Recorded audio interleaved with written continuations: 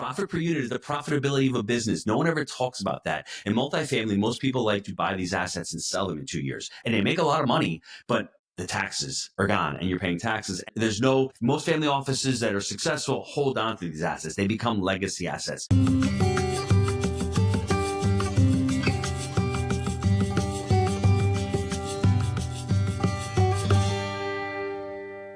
Hello and welcome to the Julia and Gino podcast. My name is Gino Barbaro, one of the co-founders of Barbaro 360, a company that is changing the world one family at a time. And I'm here with my lovely co-host who's not matching me today. I've got the color green on today for a reason. We're going to be talking about money today. Julia Barbaro. I'm wearing pink. What does that mean? I don't know. Okay. It's your feminine We're side. talking about family. How you doing today? I'm excellent. Thank you. We've got a great guest on. I'm going to put up the book before I start the podcast. Success Playbook. And it's interesting because we're going to be talking about business today. It's going to make my wife a little bit uncomfortable. I am ready. I already see her sweating. It's okay. My notebook and my pencil. I'm going to learn and I'm ready for this. Okay. You heard that, Doug. Yeah. Doug Gray is a family business consultant, the founder of Next Gen Peer Groups and co-founder of Assess Next Gen. He specializes in leadership development, succession planning, and building family unity in enterprising families. As an author and expert presenter, Doug often coaches newly promoted family business leaders on executive presence, communication skills, conflict resolution. And I want you all, as you're listening to this podcast, practice what Doug preaches. Curiosity is the currency of learning. Without further ado, welcome to the show, Doug. Glad to be here. A line I gave you, 30 seconds ago. I love it. That's right. I was going to give it back to you. As I said, practice what he preaches. That's in his bio. That's pretty impressive. Hey, I pay attention. I was curious. I asked Doug what he wanted the listeners to get out of the show. And I thought that was really, really important. I thought it's important to learn because I love the company. I love what you're focused on. Tell us a little bit about how you got into the field you're in right now currently. Sure, be happy to. But I think the short answer is a mirror of your two shirts. It's blood and money, isn't it? That's true. Blood going, right? Our blood, I guess, is straw colored until it's exposed. And then it's whatever, red or... Yeah, you're right. Are you fuchsia? You guys with your colors. I love it. And I think the short answer is that those are the two triggers so often for social capital in our country and our investing. Often we're blinded by money, and often we wear the right glasses and make the right decisions. So the question becomes, how do we do so? And that's why I gave you the line of practicing curiosity. Because when we practice something, it presumes that we're going to get better someday. I'm not a great basketball player, but if I did a bunch of jump shots, in theory, one day, I used to be an athlete. And when I think of every athlete keeps a spreadsheet, and they look at the key metrics, right? Every business leader who's successful does the same thing. So we practice curiosity. Why? Because there's an endless opportunity to learn. That's why I think curiosity is the currency of learning. So if you ask me, what's this theme all about? It's those two words. We're going to practice curiosity, hopefully all my life. Yeah. It's interesting. You talk a lot about business and about family business and all. And I want to challenge you with this thought, and I want to know if you agree with this. I've read along the lines of money does not corrupt a person, it reveals a person. Do you believe that? Do you think that sentiment? Because for me, as I've seen people use money and they want to blame money. Money is evil. Money made me do this. I think it sometimes reveals a person. And as you see what's going on in the political landscape nowadays, a lot of people have been corrupted by money. It's not just corrupted, but it's revealed their nature. And, what are your thoughts on that? Well, there's lots of biblical thoughts that come to my mind right now, but I think the more important reference might be assets can corrupt people and assets help us flourish. So the world of positive psychology, we used to focus in psychology on negative stuff, right? Anxiety, depression, violence. How do we explain violent behavior? Like irrational responses to geopolitical changes or whatever. Pick your trigger. There's a million triggers. My last call a minute ago was with a guy in Dallas, and I won't tell you his triggers, but there's a million triggers. And the similar way, when we think about those triggers, it could be sometimes that we really don't know the outcomes. We're aware that if you say a certain thing to me, it's going to bring up something from my childhood, something from our last time together, right? And sometimes we do that unintentionally. I've been married 35 years, by the way. We're doing fine. Nice. And my parents recently celebrated their 65th. How often do you hear that? Wow. Amazing. I think the lessons sometimes include things like have direct conversations, listen to understand, and explore the real asset. Money is not always the real asset. The number one motivator of human behavior is not money, it's fear. And it's typically the fear of losing X, whatever. Let's imagine your family gets together and you have Thanksgiving dinner or a hoo-ha this Saturday. All right, everybody's gathered. We don't know the reason why. Somebody in that conversation wants to be listened to, wants to be validated. The number one motivator of human behavior, this is good, this is worth writing up, is validation.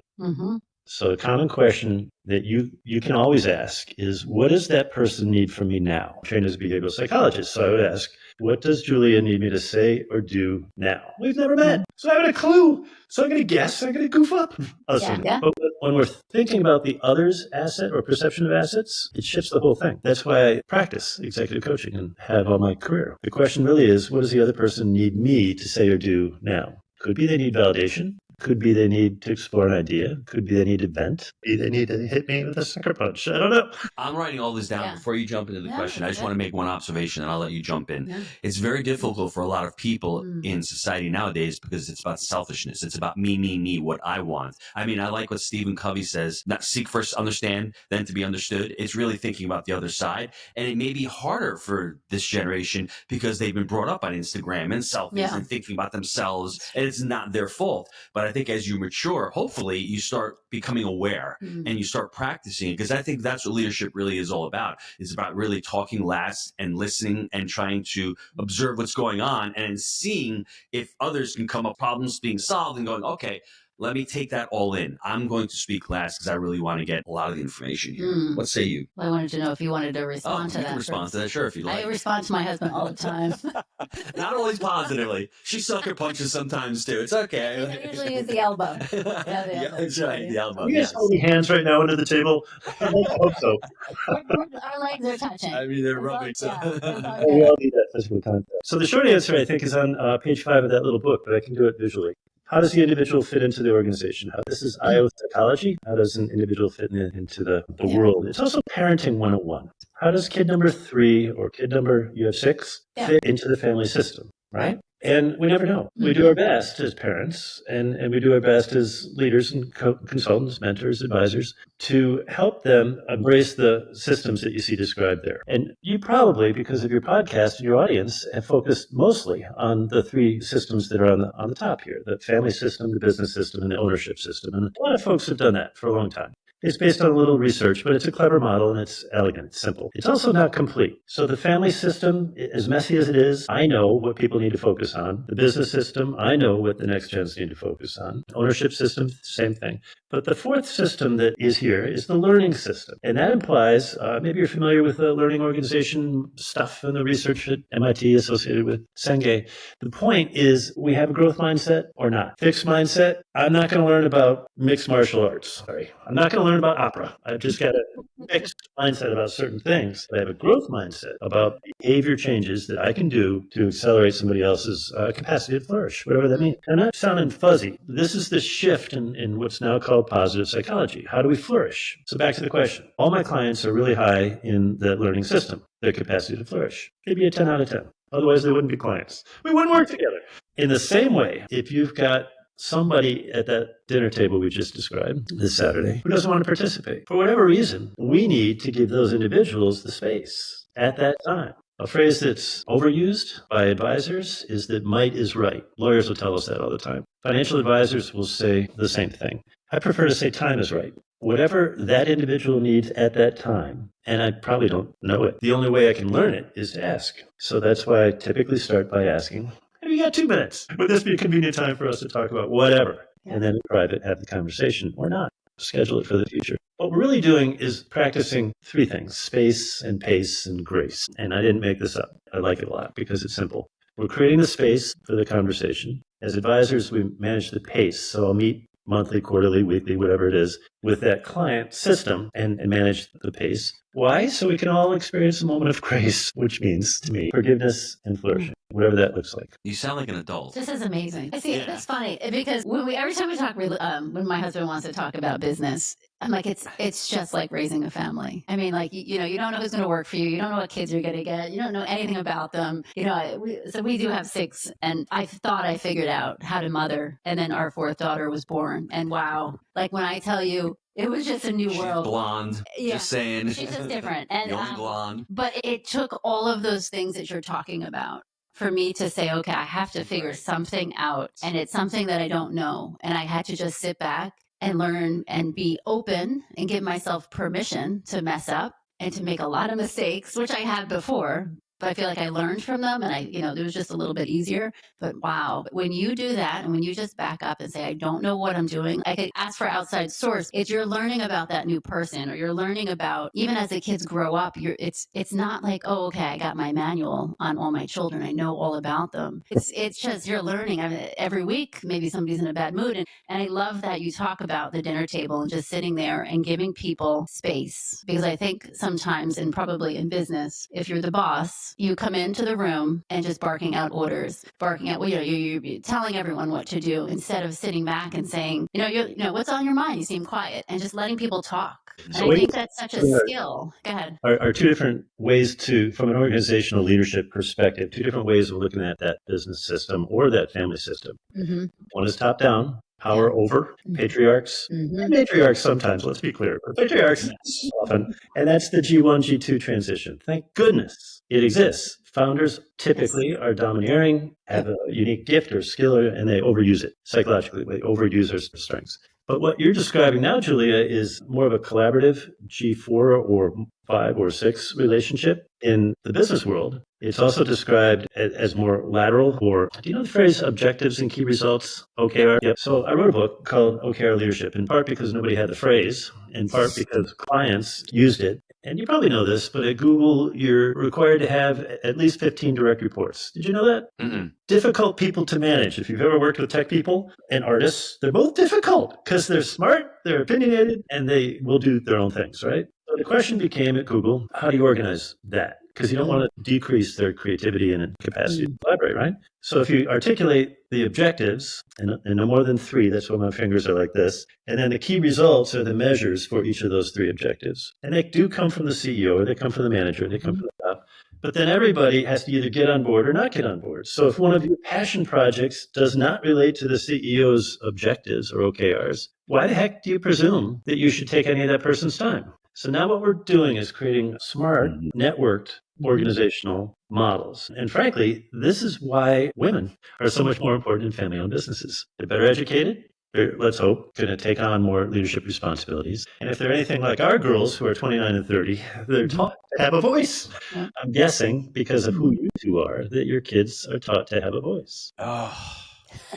It can be exhausting. It's tiring at times. Well, there's 5 girls. I know the pain in the short term, I know is going to outweigh the gain in the long term. That's what I keep telling myself, Julia.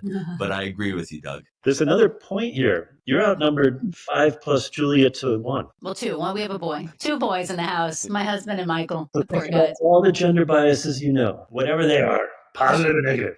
Yep. Gino, this is a time for us men to learn from other voices. And I think often that's what leads to conflict. We see it in the arts. We see it in literature. Memoirs are written and purchased by women who are the biggest book buyers in the world. Women are the biggest consumers in America. So the female buying habits are something that every investor needs to be intentional about. Are conflicts good or bad in your mind? To me, conflict is actually, I think, a good thing, especially if you can have a healthy conflict, and then you can learn from the conflict, and at least it's better than avoiding, right? Most people tend to avoid until something really happens, and then by the way, chapter 11, too late. I mean, we could have had that conversation 6 months ago. Well, I think that's what we do in families too. Business and families, you see the same thing where no one talks about anything. Did some wise person say that family and business are very similar in nature? I thought so. See how that comes into play? Yeah, it's not about you, baby. So, Doug. My point when it comes to conflict is how many times we see families for generations that don't talk, and sometimes it's like, oh, what was the issue? We don't remember. We have no idea, and so it's just it's that open up. I love just the relationship and learning to actually talk things out by not letting people get away with things, but just hearing the voice, hearing their side, and hearing, even in work, you have a lot of people they get so angry, no one listens to them. The boss isn't listening, they're just barking orders, like I said before. Doesn't mean that you don't, even the parents, you're still the authority in a sense. You know what I mean? It's not like you're going to let the kids run the house, but I feel like we can do it in a different way. I think that's what he's Doug, one of the questions in the book, you can directly relate to this. How does somebody handle these conflicts among generational differences? Because my son has different ideas than I do, although similar because he's been raised in this household. But and then too, they all get married. So now Yes. you have other people coming in. So that I want to know about that too. he's like, We can teach you our got kids 17 everything. hours for this question. I got But now you I have new wrote a people book on coming that. in. I love your synergy, the creative tension between the two of you. It's adorable. It's engaging. And it's common. So what you're asking about is a couple of levels. What's conflict? How do we describe it? And how do we work with it? And then how do we anticipate future conflicts, right? So I often think about two different types of We conflicts. interview their spouses before they get married. We'll get to that in a second. Now let's get how do we define conflict? So there's task conflict and relational conflict. Task conflict is a good thing. That's when you and I disagree about how to invest $100,000 or into these capital investments. It's a pretty common one. And theoretically, there's different perspectives because everybody's got different experience and they know this market or this whatever expected rate of return. And task conflict is a great thing in family-owned businesses. It accelerates innovation. We need it. Relationship conflict is when you hate your brother so much you won't talk to him. And we don't need that, ever. It comes and goes, like the seasons. And that's normal to have some degree of relational conflict. But if families were willing to take the time to articulate some of those values and create a little guideline or a mission statement or something, it doesn't need to be a testament or it's a reference. It's a thing we have and we all agree it's shared beliefs. Patriarchs and matriarchs sometimes write those and give them to the kids. Sometimes you'll see them in videos. You'll see them reflected on the founder's values that are on the lobby wall or on the website, right? But they may not or may not be the same values that the next gen believe in. So back to your kids. So you got 6 of them who could this Saturday before dinner get together and decide that they're going to articulate what their shared values are and what their statement might be. When the next gen does that, the older gen, I'm looking at you two, will often regard that as the best gift they've ever received. All of us as older folks want our next gens to step into their capacity as leaders, right? That's why you're hosting this podcast. Ultimately, is you want to share brilliant knowledge with people who are going to take it and practice. Boom. And when our kids do that, it's the best gift in the world, right? We boast about them, we hug them, we love them, and it's so easy to encourage them to do more of that. Well, what happens when they marry in? So you've got 6 people. Let's assume they all marry at least one person. So now you've got 6 more, at least. So now you're up to 12. Oh, yeah. What are you going to do at Christmas? You have a table that's large enough? Or are you going to rent a place or 2 places, right, together? Which is the reason for family events. It's the reason to have like this beautiful place. It's the reason to gather so that you can perpetuate the family values that are really important. So 2 thoughts about the married-ins. They're smarter than you think. And they married in intentionally. They were in love with the person, but they married into your family. That was an intentional act, whether you approve or not. Mama Bear, you could want to interview them all, but it may not be a good idea. Here's what is a good idea, and it's often hated, but some kind of prenuptial agreement needs to be provided. And the best source I've found is my friend Emily Bouchard, Bouchard, who's written a little 28-page book. And you can find it at her website, emilybouchard.com. She's great. Not only because she's got expertise personally with blended families, but she's been doing this work for 30 plus years and she's featured in a whole bunch of important places, right? Publications and whatnot. We know what works. Ultimately, what works is the conversations that you just talked about, Julia. Yeah. No, I agree. I agree that. And I was half joking about the interview, but I only have. Well, Julia, hold on. It's interesting. We're having this conversation right now because last night we were having dinner with the priest from Nigeria. Yeah. And Nigeria's customs getting married or even next level. Yes. You literally, if you're a husband, the wife actually goes to the house and gets quote unquote interviewed and stays with the mother-in-law for a few days. And you better have some emotional intelligence going on. And you better say, ma'am, and you better be able to clean the house. You better be able to, some of the things that we think of. And then the parents decide if they can. Yeah. So that actually is kind of funny that I didn't even think about I'm just that. thinking like the mom knows that, and it's just practicality. Like you have to be able to provide for the family. I mean, not just the husband, but you have to be able to provide for yourself. And if the husband's out there working and then he's going to come home and take care of the family as well, it's not going to be not the trick, but I think something that I was just thinking of is teaching the children, because I always, this is my advice for young people who are not married, is choose your spouse wisely. Because a lot of people go in just emotional and they just fall in love, whatever, and they just, True or And then false? Is it the most important career decision they'll ever make? marriage, it could be. True. 100% For true. me, I agree Could with be. that as well It could because be. it's long term. Yeah. It's cathedral thinking. You're in it forever, I mean, you're and bringing people into the world, and there's and all then of your finances. and then I come back to 100%. you exactly. I need to trust you Yeah. when we're making a decision about Yeah. moving to Florida or about Yes. investing in this But deal. you know what's interesting? I think that's the thing is we should be giving our children, and this is everyone listening, we should be their example, right? So how we speak to them, how we listen to them, they're going to be ultimately looking for that. If it's healthy, if it's a healthy relationship, they're going to be It's looking. not healthy. Yes, that's true. And so if you're not a good, healthy relationship, that's true. If you're not a good, healthy, in a good relationship, they're going to be looking for that. Is that accurate as a doctor? Is that what? Okay, so you got to get it together. That's what we're saying here. I don't think it requires a PhD. Come on. We've seen all kinds of behavior, right? And families that make it and don't. 100%. Yeah. 100%. And You'd you be know, I've even surprised. seen a married in person, someone's wife, literally stop a relationship with the rest of the family out of whatever issue they have, which causes a line and a detachment of the family, which is devastating to a lot of people.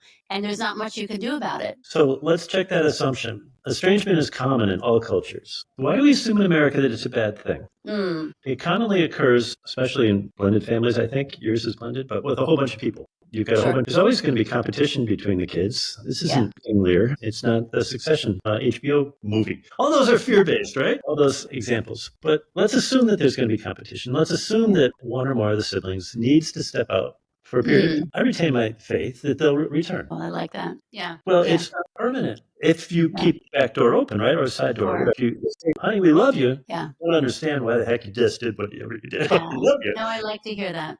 And we hope that you'll return one day. Yeah. Same with the married ins and the married outs. Yeah. If somebody divorces 20 years from now and you love that person and really want to include them, are they family or not? Are they in the retreat? Okay. You know what would you say? Yeah. Would you say yes, Gino? 20 years from now, that person who divorced? Are you prodigal sonning me right now? Because you're killing me right now. Because I struggle with that all the time. I'm the son who is a good guy at home. The one that's home, and he always gets mad at the one that left. The son left, and the son comes back. I'm like, Dad, I'm still after 10 years trying to figure that one out. But yeah, I would say yes. What you're saying is really important for the adult to say, I have to be aware that I have to give them the grace to be able to come back instead of trying to shut them out and trying to control it. Right. So I have to be the one and sometimes the ego and the pride gets in the way. Those sins are really the two of the biggest sins. And I think as an adult, you need to start learning those things and start understanding yourself. And if you can do that, I think if you can do that, it's great. I mean, but it's really hard. It can be challenging. You felt like you just got screwed over, and but I love the way you're putting it, to be honest. I think it's a great solution. I really do. 2 years? I like that. Yeah. No, I do like that you said that, because I think a lot of people that I've talked to, and in our experience, and this is extended family, but we don't see some certain people. A lot of people don't. They don't see their sister because of the husband or whatever it is, and you do feel like it's a forever. It's a forever loss. But I do love the fact, we pray for those people, of course, and we're here if it ever comes. And I think like you said, that's something to think about is, are you at one point the one keeping the door closed? Bingo. And if you are, what do you need to do to shift that? Exactly. Oftentimes people will ask, are we a business family or are we a family business? I like that. Or, Let's talk about that. We just talked about that this morning. This is good. well, as a business family, it implies that you've got shared assets and interests, and you've got a structure, and typically they're family members who work in the business, and people generally know what's going on. But as a business family, it could be that you have a greater interest. So what makes Doug Gray unique? We were just talking about, I can see you're not your typical financial planner, boilerplate, here you go. There's so many of them out there. For the people that seem like you work with, that's a disservice trying to get somebody like that. They're just trying to sell products and services without knowing the customer or the client holistically. That's right. Yeah. So I've been doing this since 95. And at that time, my client group, it's always been leadership development, but I always responded to various market demands. So it used to be small business owners, then it was larger Fortune 500s, and it was nonprofits. I ran one in DC for 9 years. And I guess the last 10 years, my focus has been on family-owned businesses. You probably know this, but I'm going to give you a quiz question again. What % of our GDP is tied to family-owned businesses? 20, 40, 60, 80, or 100? I would say 60. What would you say, baby? I'm going to say 80. And you're both right, it's hard to quantify. It's somewhere between 60 and 80. Oh, right. But we don't talk about that, do we? In fact, too many of those advisors will say, you need to capitalize this with an inflated value. Why? So a private equity group or a venture capitalist group can acquire it. To which I say, that's horrible. It destroys the social fabric in your town and my towns. It doesn't, it's critically dangerous. And I'm in the business of supporting family-owned assets, whatever that might be.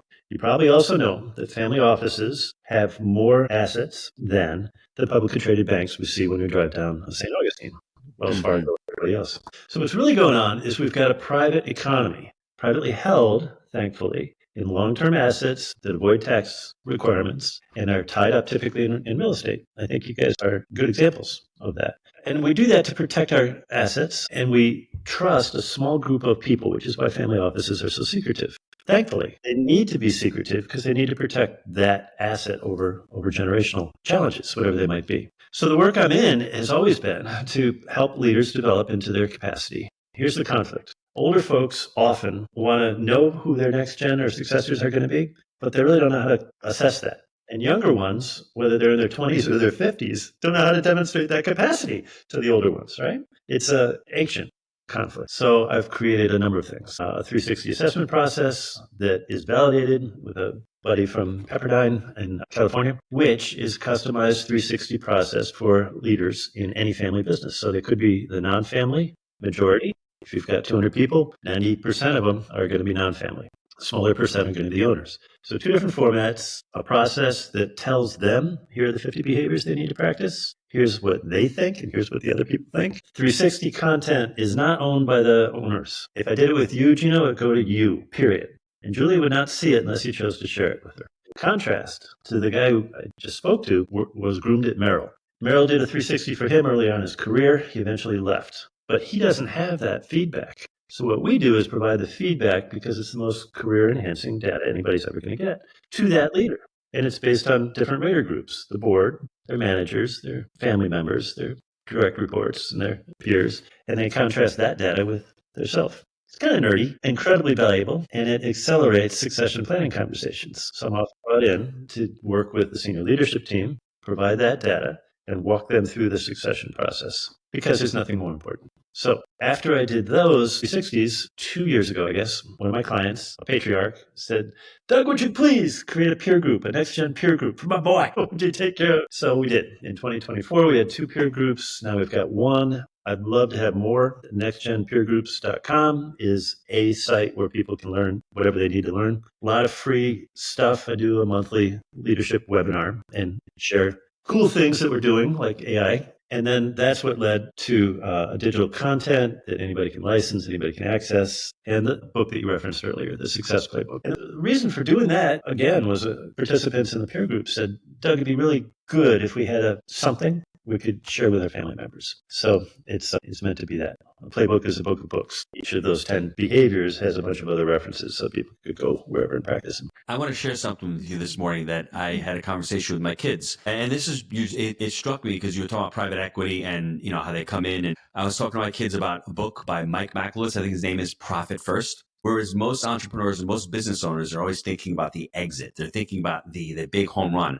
In contrast, they're not thinking about running a business, the cash flow, the profitability of the business. And I want to, as far as legacy piece, teach them, even in their personal lives, well, what are your expenses? What do you want to profit? What does the profitability look like? We talk about it as profit per unit. As I say this, my wife's eyes are glazing over. Just give me a couple of seconds to come out with the point, because it's important as far as next legacy. Profit per unit is the profitability of a business. No one ever talks about that. In multifamily, most people like to buy these assets and sell them in 2 years. And they make a lot of money, but the taxes are gone and you're paying taxes.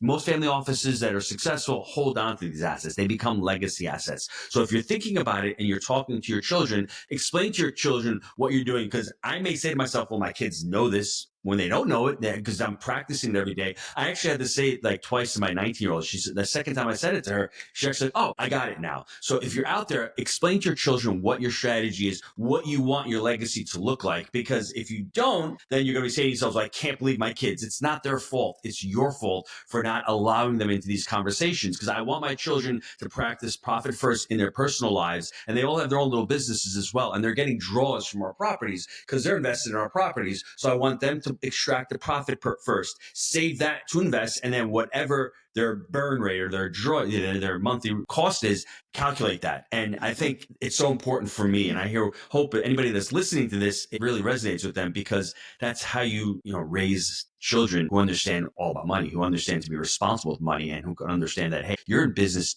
to create a profit. You're not only looking for the exits. And that's what a lot of these businesses are looking for. They're looking for the exits. They're getting burned out. They're focusing on revenue. Revenue is vanity, profit margin, sanity, cash is king. I always tell my kids that, and that's so important. I love you that. focus on that. So that's good stuff. But you didn't use longer language, for instance, compounding interests or notions of 4 generations from now. What are people going to say about Gino and Julia? And I know that all of us, have the agency and capacity to create that story. We can create the legacy conversations. So here's my behavioral question. What do you say and do? Do you guys have regular family meetings? We have dinner every night together, and I think that is our family meeting. Well, I mean, that was one of the things that I valued, my husband too. We value time together. So when I say our children are 10 to 25, baby. through 25, and we eat at least one meal a day all together, all 8 of us. And Nice. those are the moments that we talk And they're about homeschooled things. too. So we're homeschooled. So we are a very tight family in that sense. And also every 2 months I have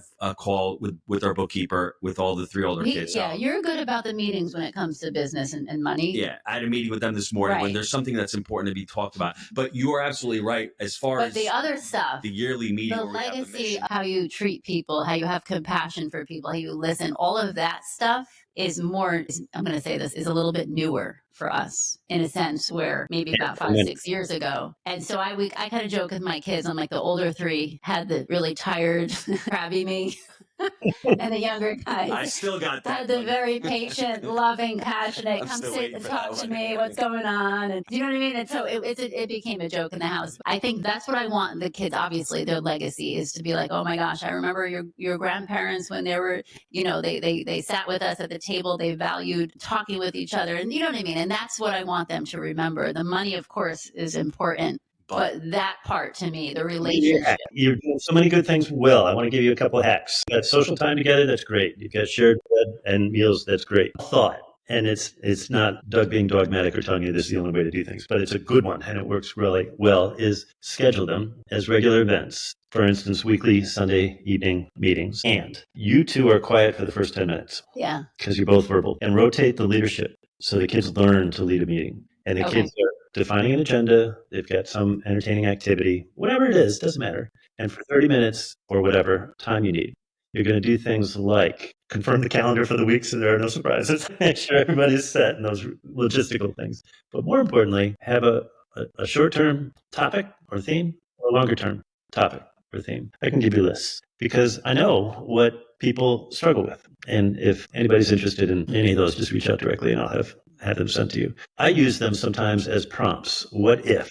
The classic one is, what if Dad was hit by the ice cream truck? Well, the reality is, what if one of your 6 struggles with the distributions and dividends they've received forever, thank you, doesn't know how to manage money, is going to struggle with substance abuse or mental illness? Likely, statistically, we don't talk about it enough. Sure. 30 to 50% of our population. I know that next gens are much more open and willing to talk about those things than we give them credit for. Yeah. Our kids think that we did that every day, every Sunday. I'll tell you, we did it for maybe 3 or 4 years in high school, middle school, and then mostly because it wasn't as necessary. And all of our trips are family and with Mary. Yeah, it's what you value. Yeah. So I often go back to what is it? What's the practice? I put you on the spot by asking, what are you doing, and are you having family meetings? They don't need to be formal, but you're missing a step here. Typically, if we got together for a long weekend, I facilitate an event, say every quarter with your family. A third of the time would be social. Let's play golf or go horseback riding or goof around on the beach. A third is business related. Gino, you're going to like that session but it might not be led by you. It might be led by one of your By Michael. Yep. Yep. And then the other third is something related to education broadly. So it could be, what the heck's a Delaware statutory wellbeing trust, and how might we use those monies to invest in our kids and their grandkids forever? Oh, I like that. It's a simple pattern, right? It is. If we take a simple framework like that, a third, a third, a third, and then bring it through all those meetings, whether it's an hour on Sunday or every quarter. Now we're not just going skiing for the week. That's one of my advices. So we drive all to Colorado, but we're spending some time doing those activities. And might resist it, but they'll reference it. They'll talk about it. As an example, we created funds for our girls when they turned 21. And I've never heard anybody else talk about this, so I want to kind of leave you with this as an example, in which I said, honey, how much money do you need to have in order to be a millionaire by whatever time? They said, oh, I don't know. And I said, well, let's make it simple. I'll put in $100 a month forever. And I want you to at least match it. But if you can put in $300 a month, now we're up to $400 a month. And it compounds. At what time do you think you become a millionaire? And I said, I don't know. Let me ask AI. And this is before AI, so they didn't ask AI. But they tried to do the math, and they couldn't find it online. And you probably know the answer. In their mid-30s. They're 21 at the time. If they had the money set aside and it's compounding in any index fund, who knows what it's going to be in the future, but they've been doing well, right, in the last 20 years.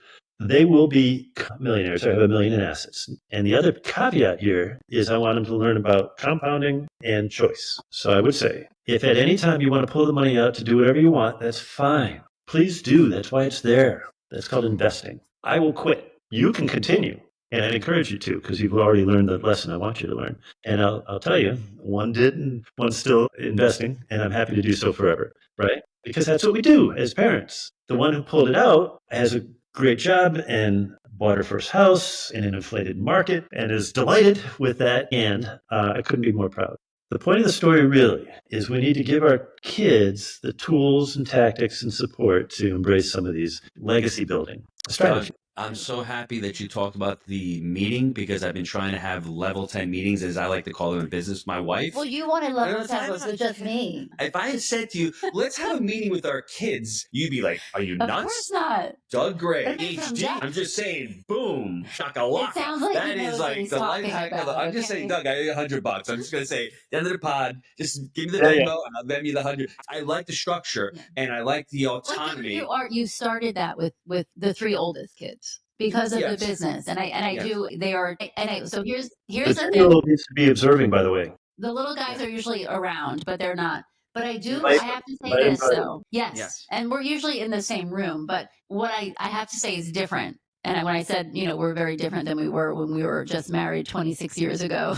But my husband talks differently to the children. And I have to put this out there, especially for the dads, because a lot of times it's like, I want you to learn this and I want you to do this, and all of these orders to the kids. And after a while, they're like, I want to do what I want to do. And I feel like you changed your language, and the kids are they're listening better. Very, very different. That's what it comes down to. So that's something. Okay. It's challenging, Doug. Because they sat at the table this morning, and I was so impressed that they were all sat there talking and engaging and talking back and forth. It wasn't just dad talking to the kids. It was the adult children were having a conversation. It was very different. So if you're out there, or the moms, and you're just giving orders and you're just saying this is what you have to do, and you're not hearing the other side, that's where the disconnect is. And I've seen it for years and years. And I did see a change in the past couple of years. Well, Doug, you had mentioned the word fear. I was always afraid that they were going to fall behind and they weren't going to be good stewards of their money. Right. That's what fear drove me, that you've got to read The Richest Man in Babylon, and you have to read Rich Man, Poor Dad, and you have to read Dave Ramsey. And I was really afraid. And then all of a sudden they started becoming adults and started asking me questions. Remember, it's not what's in it for me, what's in it for them. How do I balance a checking account? How do I make money? How do I invest? All of a sudden those questions become organic, and I led them along the route as well. I gave them some guardrails, and I think that's really important. We could have this conversation for the next 3 hours. I really want the listeners. I want the listeners to get a hold of you. Where can they get a hold of you and get more information or work with you? A bunch of places. I've got a bunch of websites, but action-learning.com is the mothership and has scheduling tools. All of them have email captures and scheduling tools and links to other things. Excellent. Happy to be a resource with anything. Thank you. I appreciate it, Doug. I mean, usually I have a big send off to Doug, but listen, go back to the show and pick out parts of the show because there's a lot of wisdom. And I'll leave everybody with this. I really, truly admire Doug for saying this. Curiosity is the currency of learning. If we're not curious and we don't have a growth mindset, it's going to be difficult. We're going to be stuck and we're not going to be able to grow. So once again, Doug, thanks for being on the show. We appreciate you.